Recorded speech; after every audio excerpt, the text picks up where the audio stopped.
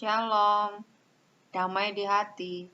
Umat Tuhan yang terkasih, kita bersyukur karena pada hari ini kita diberi kesempatan untuk beribadah kepada Tuhan bersama orang-orang yang kita kasihi. Bacaan Injil Minggu Paskah ke-6 ini dari Yohanes 14 ayat 15 sampai dengan 21 yang telah kita baca. Gagasan utama dari bagian ini tentang mengasihi. Keteguhan iman menjadi tidak utuh bila tidak adanya kasih. Pada awal dan akhir bagian ini membicarakan mengenai menuruti perintah-perintah. Ayat 15, jikalau kamu mengasihi aku, kamu akan menuruti perintahku. Artinya bahwa mengasihi Yesus bakal membuat orang untuk mengenal perintah-perintahnya dan menurutinya. Begitulah nanti pada ayat 21, menunjukkan bahwa barang siapa yang memegang dan menuruti perintah-perintahnya, dia itulah yang sungguh-sungguh mengasihi. Dan karena itu, dia akan dikasihi oleh Bapa dan Yesus sendiri. Mengasihi Yesus artinya mengakui kebesaran dan memberikan tempat bagi dia, setia kepadanya. Sedangkan dikasihi artinya mendapatkan perlindungan darinya.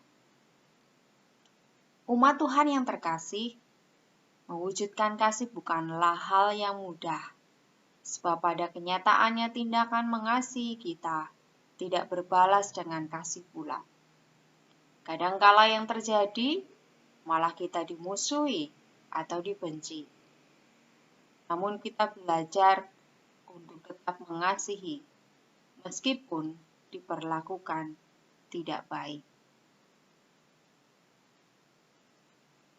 Umat Tuhan yang terkasih, Kristus adalah teladan kita dalam mengasihi. Karena mewujudkan kasih itu bukanlah hal yang mudah, maka kita perlu penolong. Ayat 16, Yesus akan meminta kepada Bapa agar penolong yang lain diberikan. Dalam bahasa Yunani, parakletos, artinya seseorang yang dipanggil datang untuk menolong pada saat kesulitan. Parakletos menolong umat dalam kelemahannya dan memberi kemampuan untuk berbuat kasih. Dialah roh kebenaran yang menuntun pada jalan yang sesungguhnya, yang dapat dipercaya, bukan tipu-tipu. Sehingga kita boleh merasa aman, sekalipun situasi tidak nyaman. Umat Tuhan yang terkasih, pada minggu ini firman Tuhan mengajarkan kepada kita untuk mengalami kasih Allah dan penyertaan roh-Nya supaya kita dapat mengalirkan kasih kepada sesama. Pada situasi pandemi COVID-19 yang kita tidak tahu kapan akan berakhir, ada yang mengatakan bulan Juni, bulan Juli, September, bahkan sampai akhir tahun 2020 baru berakhir. Semua itu hanya prediksi saja. Untuk itu kita harus menjalani masa ini dengan iman dan tindakan kasih. Iman dianugerahkan Tuhan kepada kita untuk menjalani masa ini dengan percaya bahwa Tuhan dalam roh kebenaran, yaitu Roh Kudus, berkarya dan meyakinkan kita bahwa semuanya ini akan kita lewati dengan baik. Tindakan kasih adalah perilaku yang mewujudkan apa yang kita imani. Tindakan kasih itu dapat kita lakukan dengan lebih banyak bersyukur, mengucapkan kata-kata positif yang menimbulkan semangat hidup, semakin mengasihi orang-orang di sekitar kita, terlebih lagi dalam satu keluarga, serta mendukung upaya pemerintah Jawa Tengah, yaitu Gerakan Jogo Tonggo. Pada bulan April 2020, Gubernur Jawa Tengah Ganjar Pranowo meluncurkan gerakan Jogo-Tonggo atau Jaga Tetangga, yakni gerakan agar saling menjaga tetangga saat wabah COVID-19.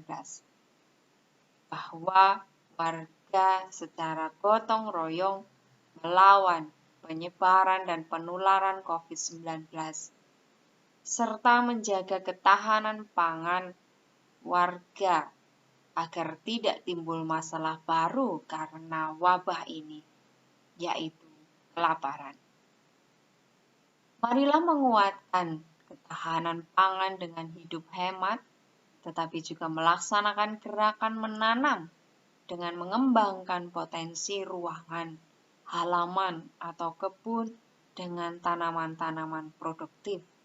Hasilnya bukan hanya untuk kita saja, tetapi bisa juga kita bagikan kepada tetangga atau saudara yang lain yang membutuhkan. Dalam situasi sulit yang sedang kita hadapi bersama, marilah kita juga hadapi bersama-sama dengan gotong royong sebagai perwujudan kasih. Pekerjaan iman kita saat ini berkaitan dengan mengasihi Yesus melalui karya-karya nyata untuk kemanusiaan.